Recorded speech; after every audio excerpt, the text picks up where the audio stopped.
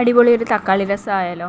അതിന് വേണ്ടുന്ന സാധനങ്ങൾ: നുറുക്കി വെച്ചിരിക്കുന്ന പഴുത്ത നല്ല തക്കാളി, ഇഞ്ചി, കുരുമുളക്, വറുത്ത് വെച്ചിരിക്കുന്ന ഉലുവ, പച്ചമല്ലി, വെളുത്തുള്ളി, പച്ചമുളക്, കറിവേപ്പില. അതിൽ പച്ചമല്ലിയും വറുത്ത് വെച്ചിരിക്കുന്ന ഉലുവയും പിന്നെ കുരുമുളകും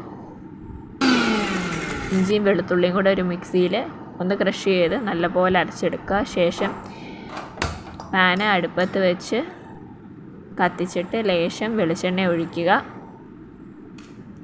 ചട്ടി ചൂടായ ശേഷം വെളിച്ചെണ്ണ ഒഴിച്ച് അതിലേക്ക് സ്വല്പം കടുക് ആവശ്യത്തിന് ഇടുക.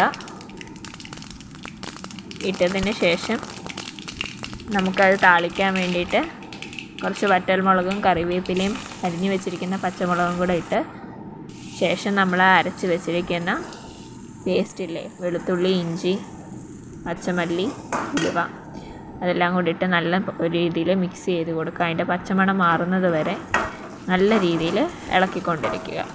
കരിഞ്ഞു പോകാതെ സൂക്ഷിക്കണം. ലോ ഫ്ലെയിമിൽ ഇട്ട് വേണം നമുക്കതൊന്ന് റെഡിയാക്കി എടുക്കാൻ. അതിന് ശേഷം നമ്മൾ അരിഞ്ഞു വെച്ചിരിക്കുന്ന തക്കാളി അതിലേക്ക് ഇടുക. തക്കാളി നല്ല രീതിയിൽ വഴറ്റി കൊടുക്കുക. ഒരു ലേശം പോലും വെള്ളം ഒഴിക്കാതെ ആ ചെറു ചൂടിൽ തന്നെ തക്കാളി നല്ലപോലെ വഴണ്ട് കിട്ടണം. അതിൻ്റെ തോല് ഇളകുന്ന രീതിയിൽ നല്ല രീതിയിൽ വഴണ്ട് നല്ല പേസ്റ്റ് രൂപത്തിലായിട്ട് നല്ല ഇളകി വരുന്ന രീതിയിൽ രണ്ടും കൂടെ മിക്സാക്കി നമുക്കെടുക്കാം.